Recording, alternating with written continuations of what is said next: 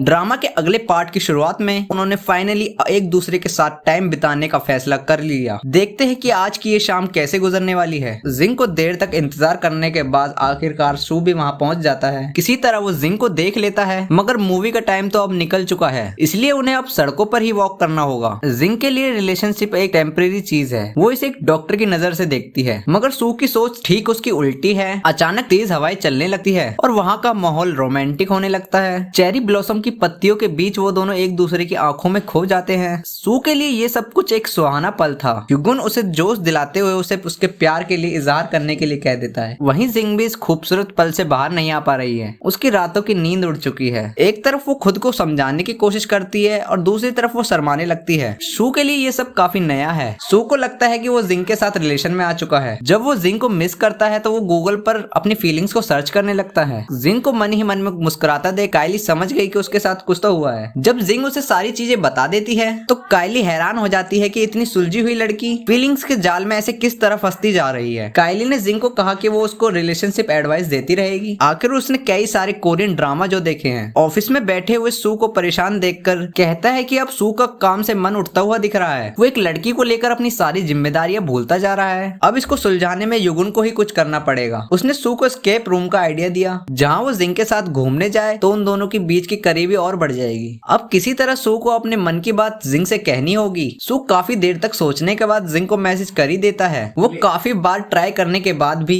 लेम सा मैसेज उसे भेजता है, फिर उसे कॉल कर देता है। सू युगुन का नाम लेकर जिंग से एस्केप रूम में चलने की बात कर देता है। उसकी बातों में डेस्परेशन साफ देखी जा सकती है। अपना काम हो जाने के बाद सू तो मानो खुशी के मारे पागल ही हो गया हो। टियान अपनी नई टीचर से काफी परेशान है। उसे अपने पूरे साल का सिलेबस दोबारा करना पड़ रहा है। जिंग ने कहा कि टियान को एक मेंटर की इज्जत करनी चाहिए, लेकिन इज्जत तो उसे देनी चाहिए जो उसके काबिल हो। उसके इस ड्रामा को देखते हुए जिंग टियान को एस्केप रूम के बारे में बता देती है। उसको लगा कि सू बाकी लड़कों की तरह अपनी लव स्टोरी वहाँ आगे बढ़ाना चाहता है। युगुन ने जुयान से कह के उसका एस्केप रूम कल के लिए बुक कर दिया। जेसन को देखकर लगता है कि आज तो वो एमिली के सामने खुद को स्ट्रॉन्ग साबित कर ही देगा। एमिली के सामने वो स्टाइल मारने का एक भी मौका जाने नहीं देता, लेकिन एमिली चालाकी से उसका दाव आजमा कर उसी को फंसा देती है। जिंग कायली और टियान के साथ एस्केप रूम में पहुंच गई। सू ने नहीं सोचा था कि टियान कबाब में हड्डी बनकर उनकी लव स्टोरी में अड़ंगा डालेगा। जुयान उनके सारे डिवाइस लेके उन्हें अंदर भेज देता है। वो सब सबसे पहले एक क्लास में एंटर करते हैं। सू वह जिंग से कहता है कि तुमने क्या सोचकर एक बच्चे को पटा रखा है। वो चालाकी से जिंग के साथ भी बैठ जाता है। मजा तो तब आता है जब क्लास में अंधेरा हो जाता है। आज वो सब टाइम ट्रेवल करके एग्जाम के पहले वाली रात में जाने वाले हैं। युगुन मजे लेने का मौका कभी नहीं छोड़ता। आगे बढ़ने पर अचानक उन्हें एक आवाज सुनाई देती है, जिसे सुनकर टियान इतना डर जाता है कि वो जिंग को अपनी आंटी बताकर सब कुछ उगल देता है। सू बेचारा इनसिक्योरिटी से मरा जा रहा था। उसे अंदाजा कहाँ था कि जिंग टियान की आंटी निकलेगी। वहाँ एक जोकर को देखकर टियान चिल्लाने लगा। युगुन चालाकी से टियान और कायली को एक लाइब्रेरी में ले आता है ताकि सू और जिंग कुछ टाइम अकेले बिता सके। कायली डर के मारे युगुन का हाथ पकड़ लेती है। लगता है युगुन के सारे प्लान सही जा रहे हैं। सू और जिंग एक पेंटिंग रूम में पहुंचे, जहाँ उन्हें दो जरूरी पेंटिंग से एक क्लू ढूंढ। जिंग पेंटिंग्स के कलर्स को देखकर अंदाजा लगा लेती है कि उन दोनों को कहां पर हाथ रखना है। इसी बीच वो दोनों उसी दिन की बातें करने लगते हैं। सू कुछ और देर जिंग के साथ ऐसे ही रहना चाहता था, पर दरवाजा खुला और उन्हें बाहर जाना पड़ा। टियान अभी लाइब्रेरी में चूहों की तरह इधर उधर भाग रहा है। जुयान ने अपने चमचे को जिंग और सू के पीछे भेजा था, मगर अब उसे कुछ और सोचना पड़ेगा। सू जिंग के साथ एक लैब जैसी दिखने वाली जगह पर आ जाता है, जहाँ कुछ केमिकल्स के नामों से एक सेंटेंस लिखा होता है। जिंग समझ गई कि उन्हें एक टेस्ट ट्यूब में आंसू डालने की जरूरत है, जिससे कि फॉर्मूला पूरा हो जाएगा। जिंग के लिए ये सब करना बहुत आसान था,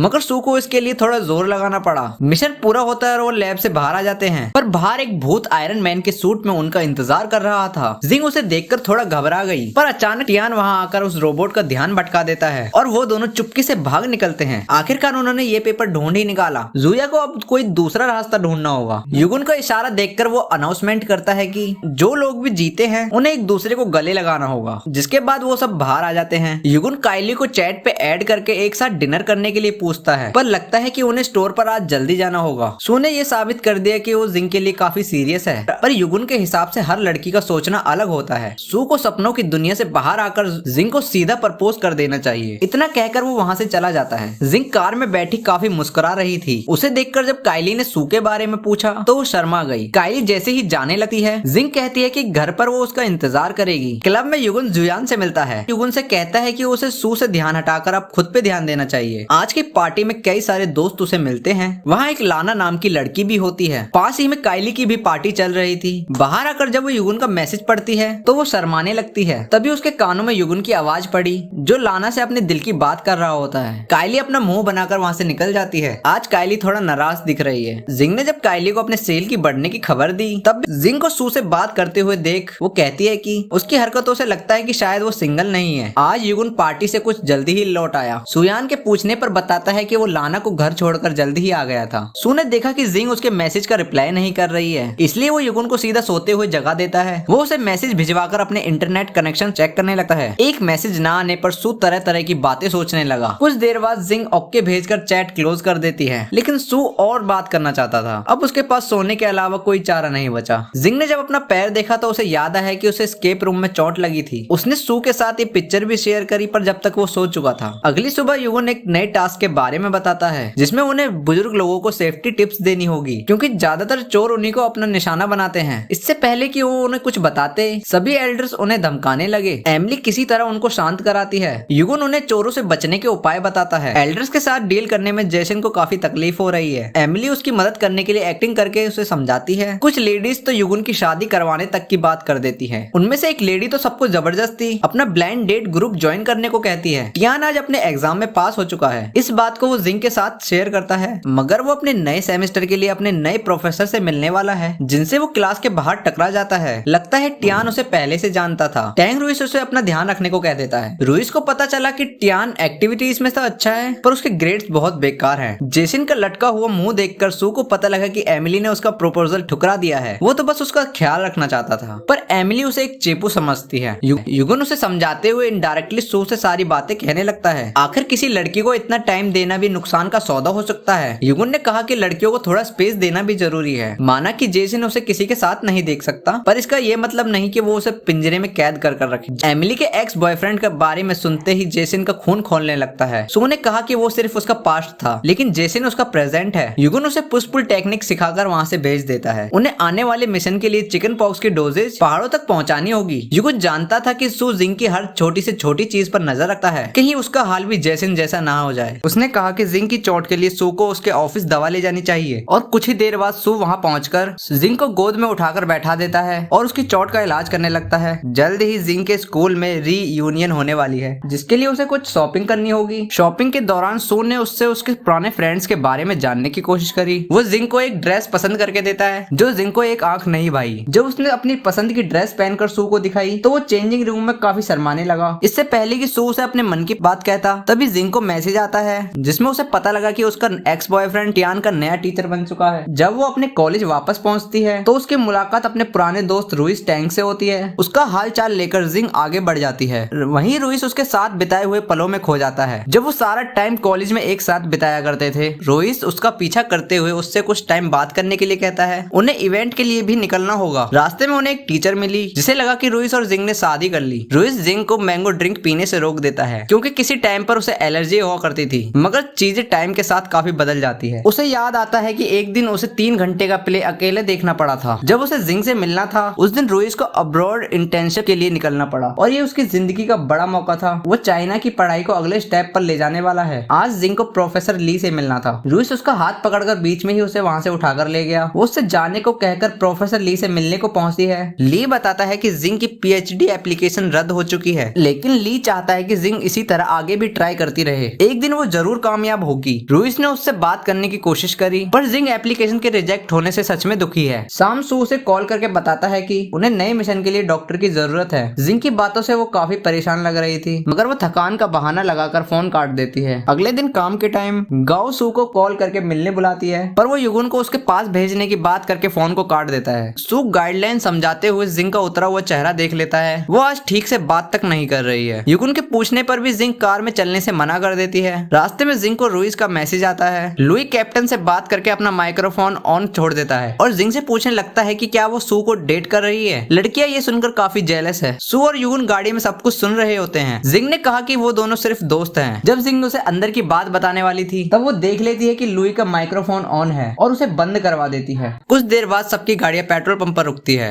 अभी भी जिंग काफी परेशान दिख रही है। जंगल की ओर बढ़ते हुए दिखता है कि बारिश जल्द ही हो सकती है और आगे का रास्ता भी बहुत पथरीला है और जैसा सबने सोचा था वैसा ही हुआ। अब उन्हें फंसने से पहले अपनी मंजिल तक पहुंचना होगा, पर अचानक भूकंप से गिरे पत्थरों से रास्ता जाम हो जाता है। सू फैसला करता है कि वो आगे का रास्ता पैदल ही तय करेंगे। जिंग को अपने साथ एक्स्ट्रा वैक्सीन रखनी पड़ी। सू जिंग से उसकी चोट के बारे में पूछता है, फिर सबको प्लान एक्सप्लेन करके आगे बढ़ने का ऑर्डर देता है। तेज बारिश के बीच सभी दौड़ते हुए जंगलों के बीच से आगे बढ़ते हैं। कुछ ही दूर उन्हें गांव वाले मिल गए जो उन्हें सीधे रुकने की जगह पर ले जाते हैं। सुबह होते ही जब सू उठता है तो वहाँ का मुखिया उनके लिए नाश्ता लाकर सू के हाथों में दे देता है और वो ये भी बताता है कि पहाड़ी पर कुछ और बुजुर्ग लोग भी रहते हैं जो नीचे बहुत कम आते हैं। इसका मतलब सू को अपनी टीम को लेकर पहाड़ी पर बसे लोगों को भी वैक्सीनेट करने जाना होगा। जिंग के साथ बाकी सब लड़कियां भी उठ जाती हैं। वो सब जब आपस में बात कर रहे होते हैं तभी सू उन्हें आकर बताता है कि उन्हें मिशन के लिए भी जाना है। जिंग और सू एक और डॉक्टर को लेकर पहाड़ी पर निकल पड़ते हैं और सबको वैक्सीन लगाना शुरू करते हैं। प्रोसेस के दौरान एक बच्चे को इमरजेंसी के लिए लाया गया जो अचानक से बेहोश हो गया था।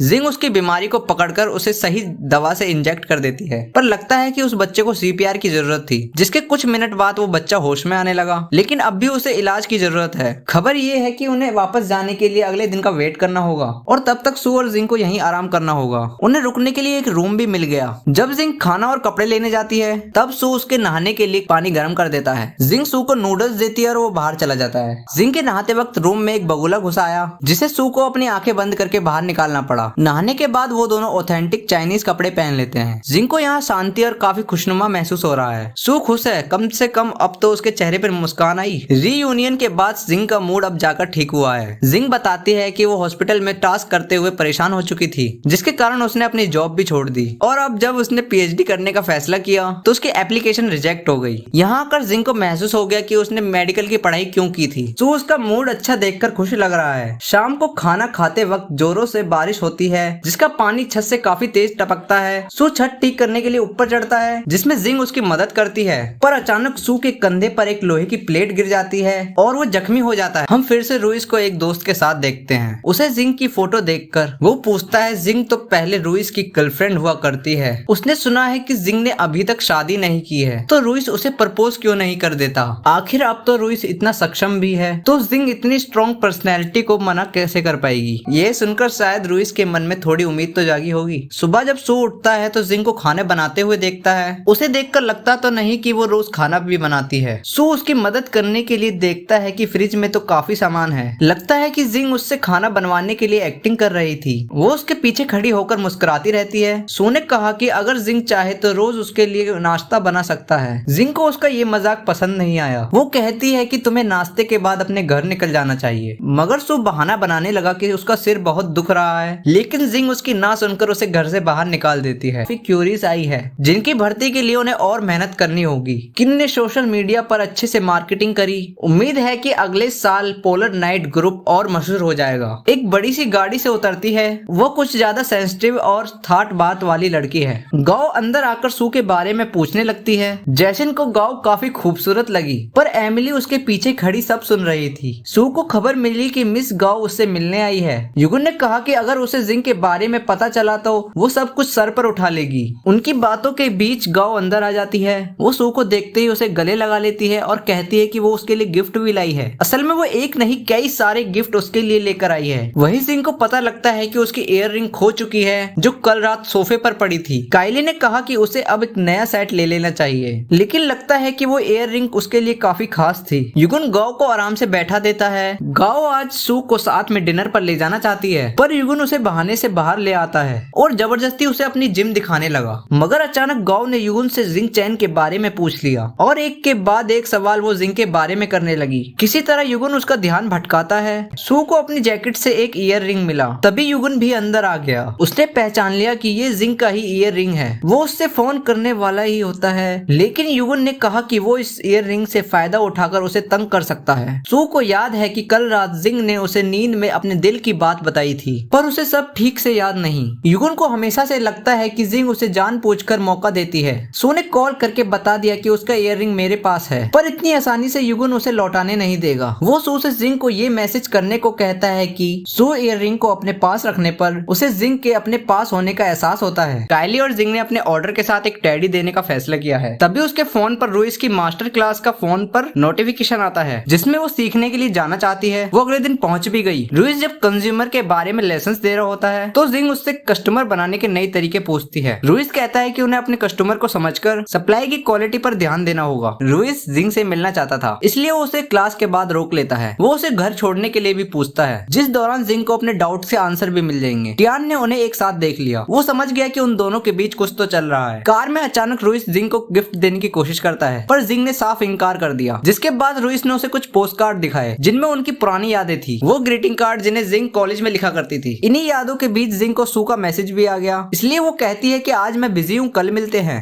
गाओ का बैग सू के ऑफिस में ही छूट चुका है, जिसे लेने वो वापस आ जाती है। वो सू को फिर से डिनर के बारे में पूछती है और इस बार सू उसे मना नहीं कर पाया। गाओ के नखरे उठाना हर किसी के बस की बात नहीं, उसे हर छोटी बात के लिए मदद की जरूरत पड़ती है। सू उसे जैसे ही अंदर ले जा रहा होता है तभी जिंग और रुइस भी वहाँ आ जाते हैं। जिंग ने जब उसे घाव के बारे में पूछा तो सू ने कहा कि वो सिर्फ उसकी पड़ोसन है। गाओ जिंग का नाम सुनते ही सू के और करीब आने की कोशिश करती है। पहले तो सू रुइस से हाथ मिलाने वाला था, लेकिन जिंग ने उसी वक्त उसे अपना एक्स बॉयफ्रेंड बता दिया। सू और जिंग के मन में एक दूसरे के लिए शक पैदा होने लगा है। सू तो वहाँ से चला जाना चाहता था, लेकिन गाओ ने उसे साइड में ले जाकर अंदर जाने के लिए कन्विंस कर लिया। जब वेटर ने कपल्स के लिए नया ऑफर बताया तो जिंग उसे एक्सेप्ट कर लेती है। वो लगातार सू की खिंचाई करने के लिए ये जताने लगी कि रुइस और वो एक दूसरे को पसंद करते हैं। जिंग सू को ताना भी मारती है कि उसके पास कई सारे ऑप्शन हैं। गाओ तो जिंग और रुइस की शादी करवाने तक उतर आई। सू जिंग की ईयर रिंग देते हुए कहता है कि ये कल रात गलती से उसके साथ आ गई थी। वो दोनों एक दूसरे को लगातार ताने मारते रहे। खाना आने के बाद गाओ ने फिर से बच्चों वाली हरकतें करनी शुरू कर दी। जिंग जब रेस्ट रूम की तरफ जाती है तब गाओ भी उसके पीछे पीछे चलने लगती है। उसकी शक्ल देखकर ही लग रहा है कि वो जिंग से काफी जेलस है, मगर जिंग ने तो गाओ पर ही पलटवार करते हुए उसे एक छोटी बच्ची कह दिया जिसे अपने हाथ से खाना खाना तक नहीं आता। गाओ को लगता है कि वो हर लड़की की तरह जिंग को भी सू के रास्ते से हटा देगी। सू को जिंग का बर्ताव बिल्कुल भी पसंद नहीं आया। जब गाओ फिर से रिलेशन में आने की बात करती है तो जिंग सू के जवाब देने से पहले उसकी टांगे दबोच लेती है, जिसके बाद वो सब बाहर आ जाते हैं। जिंग ने सू का ऑफर रिजेक्ट किया और वो रुइस के साथ चली गई। सू गाओ को टैक्सी में बिठाकर किसी तरह उससे छुटकारा पाना चाहता था। गाओ फोन पर युगुन से जिंग के बारे में और खबर लेने की कोशिश करती है, जहां उसे उन दोनों की ब्लाइंड डेट के बारे में भी पता चल गया। गाओ अपना करियर भी सू के लिए दांव पर लगाने के लिए तैयार है। रुइस को भी सू के बारे में और जानने का मन था। वहीं जिंग बात पलटकर हंसी मजाक करने लगती है। ऑफिस के बाहर सू जिंग को रोक लेता है और झिझकते हुए पूछता है कि तुमने मुझे टेबल के नीचे से लात क्यों मारी।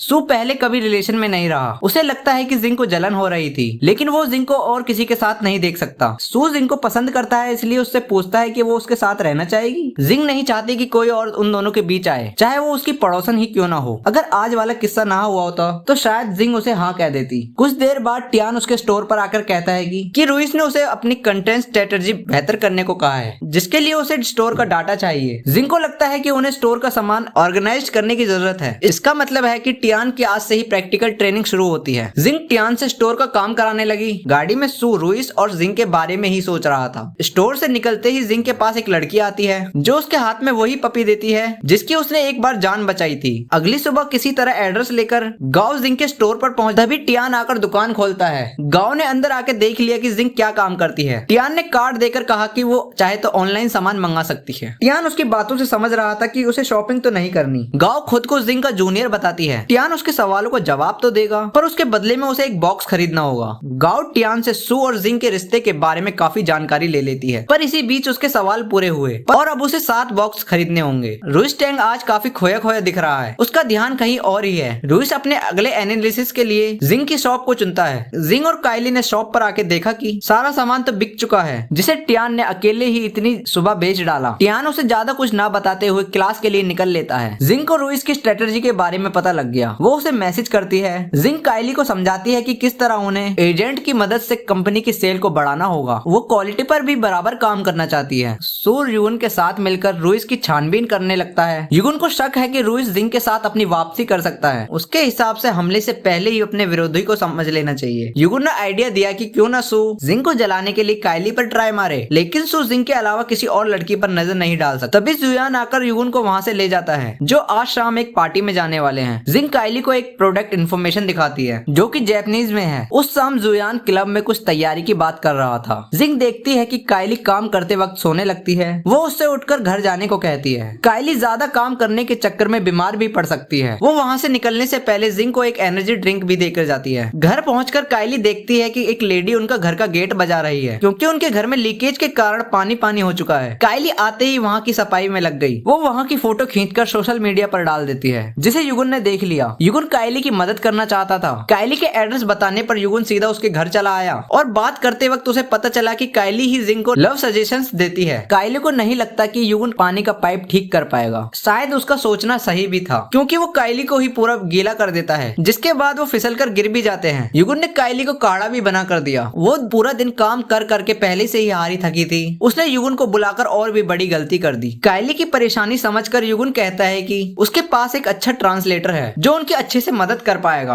कारण कहीं उसे फूड पॉइजनिंग ना हो जाए। इसलिए कायली युगुन को बाहर भगा देती है। बाद में कायली ने देखा कि युगुन ने उसके लिए मेडिसिन के इंतजाम भी किया था। सुबह होने पर भी कायली काफी बीमार रहती है, जिसकी खबर वो जिंग को दे देती है। उसने ये भी बता दिया कि कल रात युगुन उसकी मदद के लिए भी आया था। युगुन जिस ट्रांसलेटर की बात कर रहा था वो सू किंचे ही है, जो जिंग के घर में उससे दोपहर को मिलने आने वाला है। रोहित जिंग को आगे के नोट्स देने के लिए उसे कैफे बुलाता है। जिंग ने कहा कि एक ट्रांसलेटर उसका इंतजार कर रहा है, इसलिए उसे निकलना होगा। रोहित सू के बारे में पहले से ही जानता था। सू को इंतजार करवाकर वो घर पहुंच जाती है। जिंग को नहीं पता था कि सू हर काम इतना तेजी से कर सकता है। उसी बीच जिंग उसे कायली और युगुन के बारे में भी बता देती है, पर सू ने खुद उसे कायली से मिलने को मना किया था। वो कुछ और देर काम करते हैं। सू जिंग को बता देता है कि उसने उस रात सब कुछ सुन लिया था। अचानक वो पपी भी उनके पास आ गया। सू ने देखते ही उसे पहचान लिया कि ये वही डॉग है जिसकी उन दोनों ने जान बचाई थी, लेकिन जिंग उसे मास्क की वजह से नहीं पहचान पाई थी। जिंग सू को बता देती है कि वो ब्लाइंड डेट पर एक्टिंग कर रही थी। दरअसल सू को जिंग पहली बार में ही पसंद आ गई थी। जब सू ने जिंग को रेस्क्यू टीम में देखा तो सू को लगा था कि वो इतनी मेहनत नहीं कर पाएगी। जिंग की अच्छाई और उसकी बहादुरी सू का दिल छू गई। जिंग ने उस रात भी उसे बताया था और आज भी कह देती है कि वो सू को अपना चुकी है। फिर हम युगुन और जे चैन को एक साथ जाते हुए देखते हैं। सू के पास एक डायरी है। वो कुछ देर के लिए सुपरमार्केट में भी रुकते हैं। युगुन ने देखा कि सू कुछ बड़बड़ा रहा है। अब सू ने अपना रिलेशन कंफर्म कर दिया है। जब सू ने युगुन से कल रात के बारे में पूछा तो वो कहने लगा कि कायली से डील करना अपना सर फोड़ने जैसा है। असल में उन दोनों की आपस में बिल्कुल नहीं बनती। अचानक जेसन उनके पास दौड़कर आता है और कहता है कि एक बहुत बड़ी प्रॉब्लम हो गई है, और इसके साथ ये पार्ट यहीं पर खत्म हो जाता है।